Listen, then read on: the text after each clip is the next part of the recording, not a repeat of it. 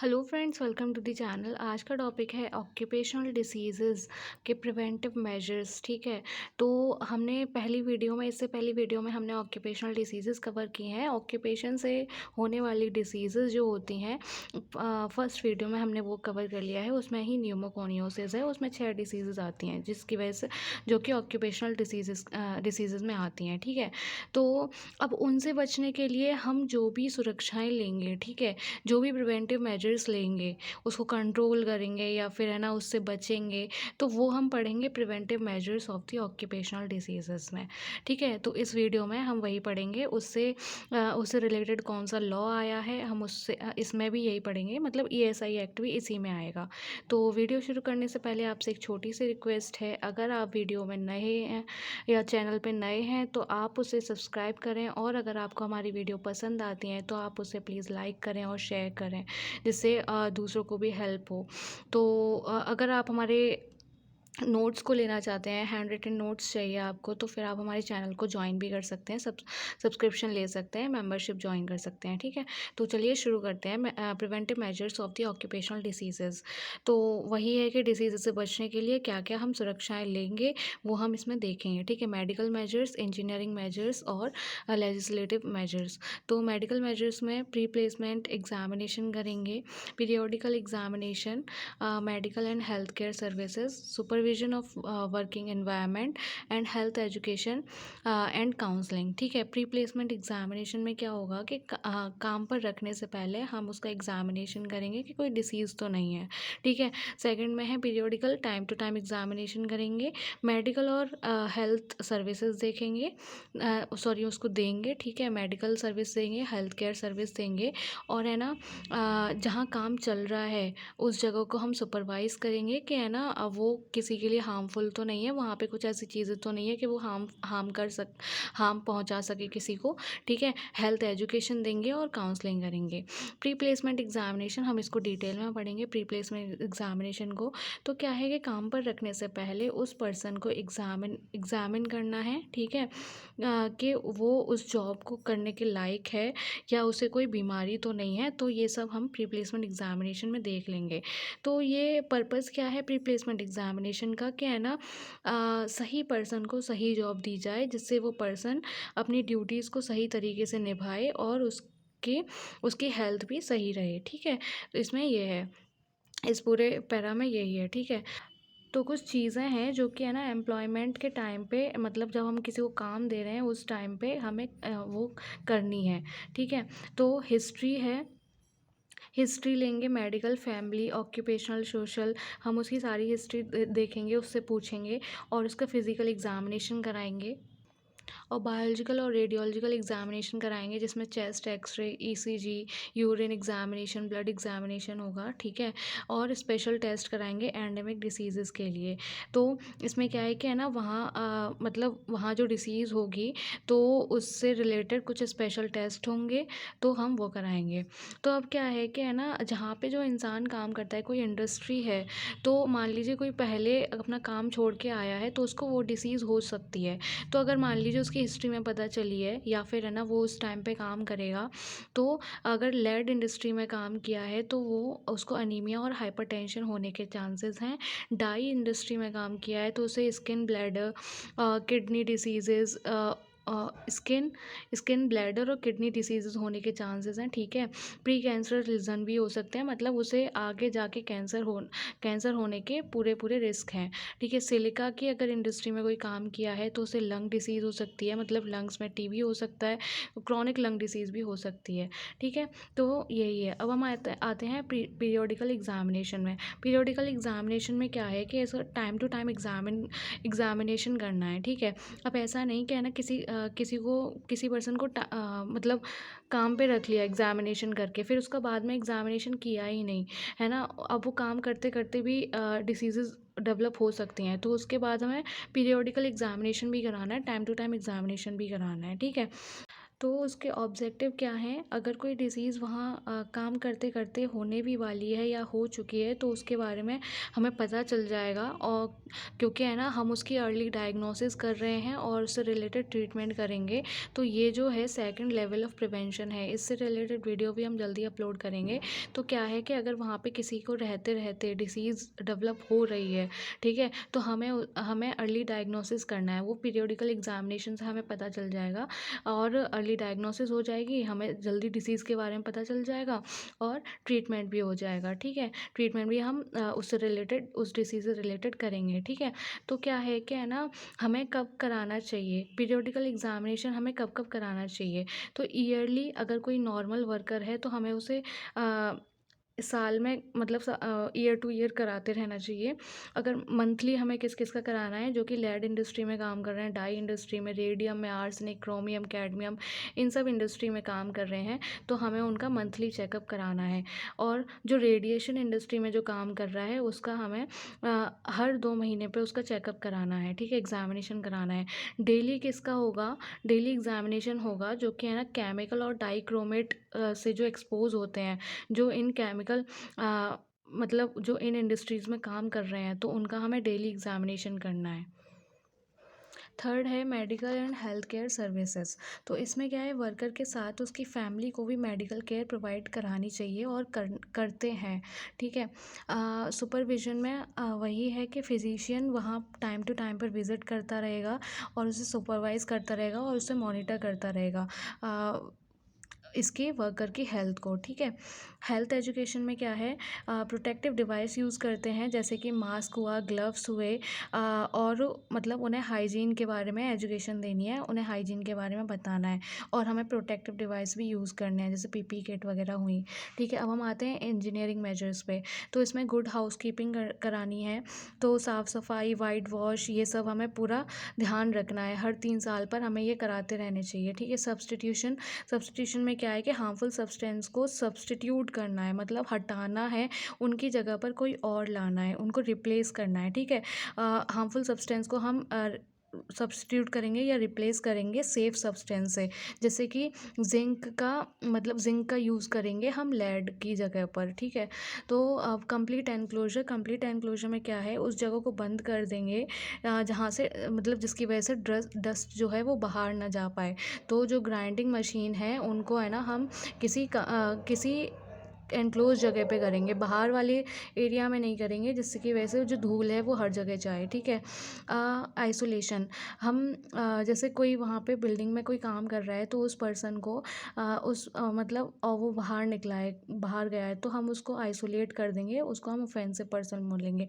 और अगर हम इंजीनियरिंग मेजर से देखें तो आइसोलेशन का मतलब ये है कि मतलब उस बिल्डिंग को ही मतलब कहीं पे हार्मफुल सब्सटेंस का काम चल रहा है, केमिकल्स का काम चल रहा है, ठीक है, या फिर ब्लास्टिंग वगैरह काम चल रहा है, तो हम उस बिल्डिंग को ही सेपरेट कर देंगे, है ना। तो वहाँ पे मतलब उसको अलग कर देंगे सबसे, जिसकी वजह से वो किसी और में स्प्रेड ना हो, या डस्ट वगैरह जो है वो कहीं और ना जाए। और जो वहाँ के वर्कर्स हैं उनको भी हम अलग बिल्डिंग में आइसोलेट करके रख देंगे। एग्जॉस्ट वेंटिलेशन में वही है कि जैसे हम किचन में यूज़ करते हैं एग्जॉस्ट, ठीक है, वेंटिलेशन के लिए कि है ना अंदर की जो मतलब जो धुआं वगैरह है वो बाहर चला जाए, ऐसे ही हम इंडस्ट्रीज़ में भी यूज़ करते हैं, ठीक है। प्रोटेक्टिव डिवाइसेस में हम वही gas mask, ear plug, helmet, apron, respirator, ये सब यूज़ करेंगे। एनवायरमेंटल मॉनिटरिंग करेंगे, कैसा एनवायरनमेंट है उसको मॉनिटर करते रहेंगे। स्टैटिस्टिकल मॉनिटरिंग करेंगे, रिसर्च करेंगे, मैकेनाइजेशन करेंगे, मतलब मशीन की जगह, मतलब पीपल्स की जगह हम मशीन का यूज़ करेंगे, जिससे कि है ना उनको चोट ना लगे। अगर कहीं पे जैसे कहीं पे चोट लगने के चांसेस है, जैसे कि कोई माइनिंग में काम करता है, माइंस वगैरह में, तो हम वहाँ पे मशीन्स का यूज़ करेंगे वर्कर्स की जगह। तो मैकेनाइजेशन भी करा सकते हैं। अब हम आते हैं लेजिस्लेटिव मेजर्स पे। तो इसमें यही है कि है ना कुछ लॉज लाए गए थे वर्कर्स के लिए। तो एक तो फैक्ट्री एक्ट था जो कि 1948 में आया था, और एक ईएसआई एक्ट था जो कि 1948 में आया था।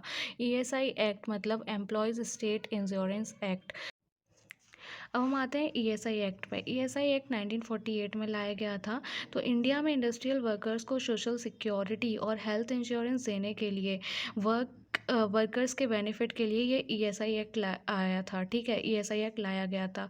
तो इसमें क्या है, जब कोई वर्कर या एम्प्लॉय जो भी है, ठीक है, वर्कर है चाहे कोई एम्प्लॉय है, तो वो कोई अगर बीमार हो जाता है, काम मतलब जब वो किसी फैक्ट्री में काम कर रहा है या वो बीमार हो जाता है, ठीक है, या फिर कोई फीमेल है, कोई फीमेल वर्कर है जो कि प्रेग्नेंट हो जाती है, या उसको काम करते टाइम पे कुछ चोट आती है, इंजरी हो जाती है, तो उसको कैश बेनिफिट और मेडिकल बेनिफिट दिलाने का काम करता है ईएसआई एक्ट, ठीक है। स्कोप है ये, तो इसमें कौन कौन से स्कोप होते हैं वो जो कि ईएसआई एक्ट में आते हैं, तो वो ये कुछ पॉइंट्स हैं इसके। अब हम देखेंगे एडमिनिस्ट्रेशन। एडमिनिस्ट्रेशन में क्या है कि ये जो ईएसआई, एक ईएसआई सी है, ठीक है, ईएसआई कॉरपोरेशन बोलते हैं हम उसको, ईएसआई सी भी बोलेंगे, ईएसआई सी। तो क्या है कि है ना, ये एक ऑटोनॉमस बॉडी है, तो इसके मतलब जिसको हम ईएसआईसी बोलते हैं। जो ईएसआई कॉरपोरेशन है वो एक ऑटोनॉमस बॉडी है, वो मतलब अपने आप सब कुछ कर सकती है। तो इसमें क्या है कि है ना, जो चेयरमैन है, चेयरमैन इसका यूनियन मिनिस्टर ऑफ लेबर है, ठीक है, फॉर लेबर। तो और जो वाइस चेयरमैन है वो कौन होगा, secretary of government of India की जो मिनिस्ट्री ऑफ लेबर है वो इसके वाइस चेयरमैन होंगे, ठीक है। और क्या है कि जो डायरेक्टर जनरल है, जो वो मतलब the chief executive officer of corporation, जो चीफ एग्जीक्यूटिव ऑफिसर होगा, ठीक है, कॉरपोरेशन का, उसको हम डायरेक्टर जनरल बोलेंगे। और जो कि है ना 4 प्रिंसिपल ऑफिसर उसको असिस्ट करते हैं, ठीक है, मतलब जो 4 प्रिंसिपल ऑफिसर्स हैं वो डायरेक्टर जनरल को असिस्ट करेंगे। तो वो 4 प्रिंसिपल ऑफिसर्स में से तीन कौन है, इंश्योरेंस कमिश्नर, मेडिकल कमिश्नर और फाइनेंशियल कमिश्नर। अब हम फाइनेंस देखेंगे, तो इसमें क्या है कि जो एम्प्लॉय है और एम्प्लॉयर है दोनों के कंट्रीब्यूशन से ही काम होता है। और इसमें जो सेंट्रल गवर्नमेंट है और स्टेट गवर्नमेंट है उनका भी कंट्रीब्यूशन होता है, ठीक है।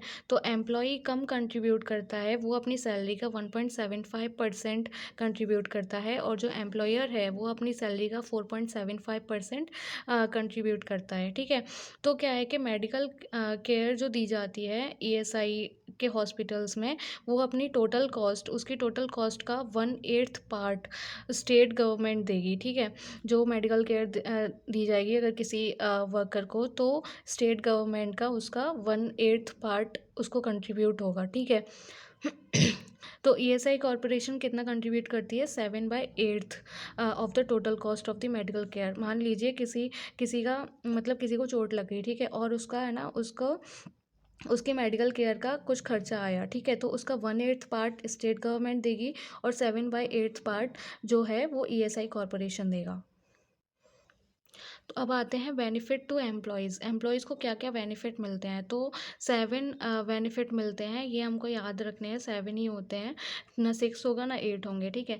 Medical benefit, sickness benefit, maternity benefit, disablement benefit, dependent benefit, funeral और रिहैबिलिटेशन, ठीक है। मेडिकल बेनिफिट में क्या है कि फुल मेडिकल केयर मिलेगी फ्री ऑफ कॉस्ट, लेकिन है ना कोई पैसा नहीं दिया जाएगा। तो उस सर्विस में क्या है कि आउट पेशेंट केयर भी होगा, ठीक है, ड्रग्स की सप्लाई, ड्रेसिंग वगैरह ये सारी फ्री होगी। स्पेशलिस्ट सर्विसेज जो कि काउंसलिंग वगैरह होती है वो सारी सर्विसेज फ्री होंगी।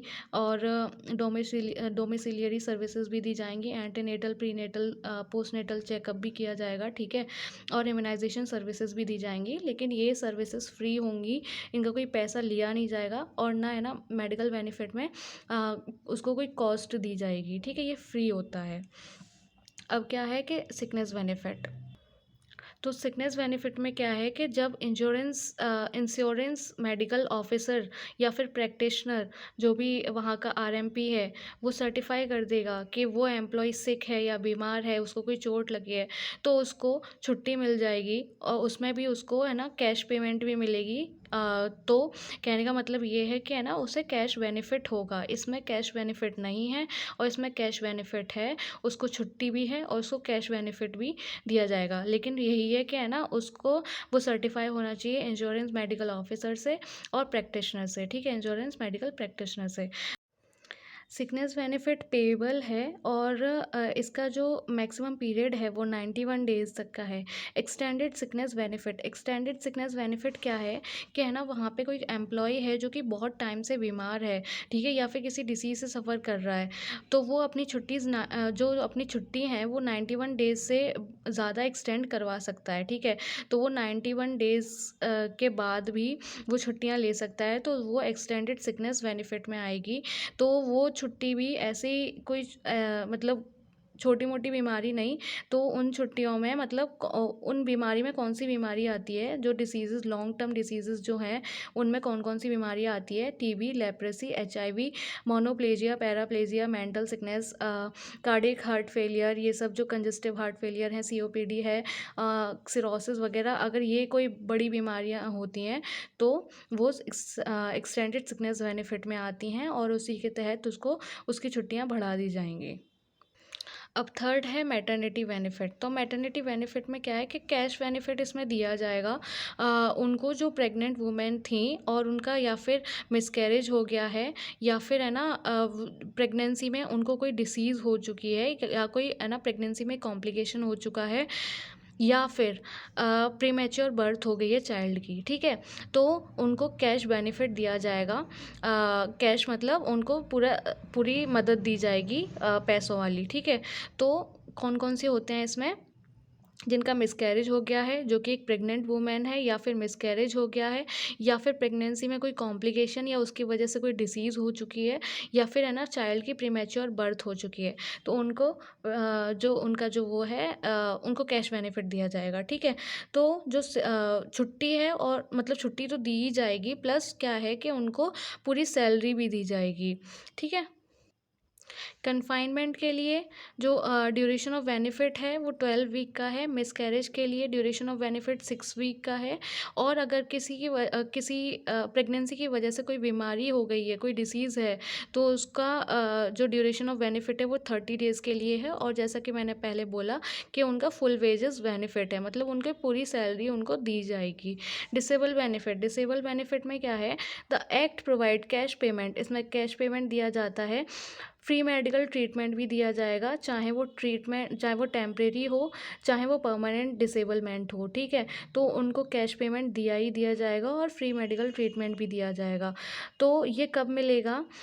ये फ्री मेडिकल ट्रीटमेंट और कैश पेमेंट कब मिलेगा? जब है ना, जब उस एम्प्लॉय की काम करते टाइम पे कोई अगर डिसीज़ हुई है या कोई इंजरी हुई है, तो उसको कैश पेमेंट और फ्री मेडिकल ट्रीटमेंट दिया जाएगा, ठीक है। टेम्परेरी डिसेबल बेनिफिट में क्या है कि है ना, उसको 90% एवरेज डेली वेजेस मिलेंगे जब तक वो रिकवर नहीं हो जाता। परमानेंट डिसेबल बेनिफिट में लाइफ पेंशन मिलेगी, ठीक है। अगर मान लीजिए कोई परमानेंट पूरे ज़िंदगी भर तक के लिए अगर कोई डिसेबल हो गया है, तो उसको पूरी लाइफ पेंशन मिलेगी। तो डिसेबल बेनिफिट को एक और बार रिपीट करते हैं। तो इसमें क्या है कि अगर काम करते टाइम पे किसी एम्प्लॉय को डिसीज़ हो जाती है या फिर कोई इंजरी हो जाती है जिसकी वजह से वो डिसेबल हो जाता है, चाहे वो टेम्परेरी हो चाहे परमानेंट हो, तो उसको कैश पेमेंट दिया जाएगा और फ्री मेडिकल ट्रीटमेंट दिया जाएगा। अब हम आते हैं डिपेंडेंट बेनिफिट पे। तो फिफ्थ बेनिफिट है ये, in case of death as a result of employment injury, the dependent of insured person are eligible for periodical payment. तो क्या है कि है ना, काम करते टाइम पे अगर किसी की डेथ हो जाती है, किसी एम्प्लॉय की डेथ हो जाती है, तो जो उस पर्सन पे मतलब जो उसकी फैमिली है, जो उस पर्सन पे डिपेंडेंट थे, ठीक है, तो उनको दिया जाएगा पीरियोडिकल पेमेंट, ठीक है। जो उसको मिलता था, जो उस एम्प्लॉय को पेमेंट मिलता था, उसको वो पेमेंट दिया जाएगा, ठीक है। बेनिफिट्स क्या हैं, मतलब उसको कितना, जो डिपेंडेंट पर्सन है उसको कितना दिया जाएगा? तो इसमें है pension at the rate of 90% of wages monthly, ठीक है। तो जो उसकी मंथली सैलरी थी, ठीक है, तो उसका 90% पेंशन दी जाएगी डिपेंडेंट पर्सन को, चाहे वो सन हो या डॉटर हो, जो कि है ना 18 तक की एज तक का हो, ठीक है। फ्यूनरल एक्सपेंसेस, तो फ्यूनरल एक्सपेंसेस में क्या है कि इसमें कैश बेनिफिट है। कैश बेनिफिट दिया जाएगा on the death of insured person towards expenses on his funeral, the amount not exceeded ₹5000, ठीक है। तो मतलब क्या है कि अगर मान लीजिए कि कि अगर किसी की डेथ हो गई है तो उसके जो फ्यूनरल के खर्चे हैं तो उसका खर्चे के लिए पैसे भी दिए जाएँगे। उसके फ्यूनरल में जो भी खर्चा होने वाला है, तो वो जो मतलब वो जो अमाउंट होना चाहिए वो 5000 से ज़्यादा अमाउंट नहीं होना चाहिए। अब आते हैं रिहैबिलिटेशन पे। On monthly payment of ₹10 the insured person and his family member continues to get medical treatment after permanent disable and retirement. तो क्या है कि उसको ₹10 दिए जाएँगे मंथली पेमेंट पे, जिससे वो अपना मेडिकल ट्रीटमेंट करा सके, जो जो है ना परमानेंट डिसेबल हो गया है या फिर रिटायर हो गया है।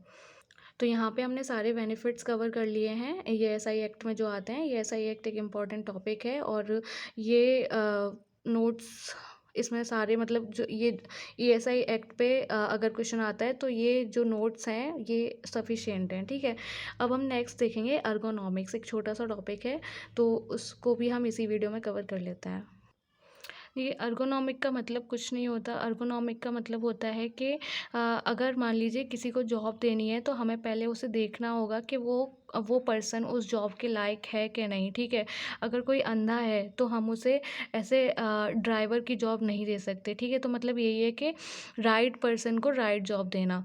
तो अर्गोन मतलब होता है वर्क और नोमोस मतलब लॉ होता है। Fitting the job to the worker, right person को राइट जॉब देना, ठीक है। Training in ergonomics involves designing of machine tools equipment and manufacture process। तो इसमें क्या है कि ergonomics में क्या क्या आता है कि डिज़ाइनिंग ऑफ मशीन मतलब इन सबको जो मैन्युफैक्चर करना होता है, डिज़ाइन करना होता है, उसमें ergonomics में ये कवर होता है। Layout of places of work and method of work environment in order to achieve better efficiency of both man and machine. मतलब वही है कि उनको ना काम करना सिखाया जाता है वहाँ पे, ठीक है। तो places of work, method of work, environment in order to achieve, तो उनको वहाँ पे मशीन और मैन में मतलब मतलब उनको काम करना सिखाया जाता है कि इस मशीन को कैसे चलाना है, और वो इंटरेक्शन उन्हें बताया जाता है, ठीक है। The object of ergonomics is to achieve best mutual adjustment of man and his work for improvement of human efficiency and wellbeing. तो उसका ऑब्जेक्ट यही है कि है ना उनकी जो म्यूचुअल एडजस्टमेंट है मैन और उसके काम के प्रति, मतलब वो अपना काम उसे अपनी पूरी लगन से निभाए, ठीक है, अपना काम करे और इम्प्रूव करे, ठीक है।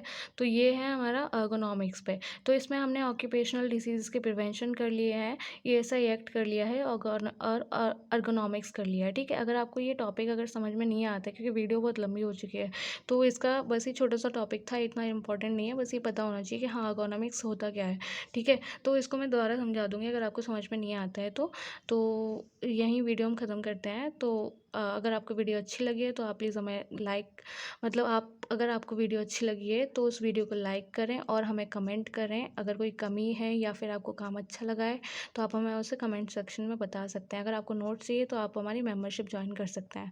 Thank you so much for watching the video. Thank you.